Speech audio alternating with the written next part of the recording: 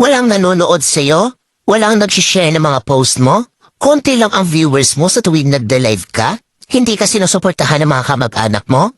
Kaibigan mo? Kakilala mo? Kapitbahay mo? Pinagtatawanan ka dahil sa pagre-reels mo? Pinagtatawanan ka dahil sa paggawa mo ng mga content? Ito ang tatandaan mo. Huwag kang huminto. Huwag kang susuko. Huwag kang papaapekto sa sasabihin ng ibang tao tungkol sa'yo. Ipakita mo sa kanila na may mararating ka. Dahil isang araw, kapag marami ka ng followers, kapag marami na ang sumusuporta sa'yo, kapag marami na ang nanonood sa'yo, kapag marami ka ng viewers, kapag marami na ang nagmamahal sa'yo at sumusuporta sa'yo, kapag marami ka ng payout, kapag sinasahod mo na ang sinasahod ng mga sikat na content creator, kapag mayaman ka na, kapag marami ka ng pera, ay manunood na yan sila sa'yo. Sila na ang kusang lalap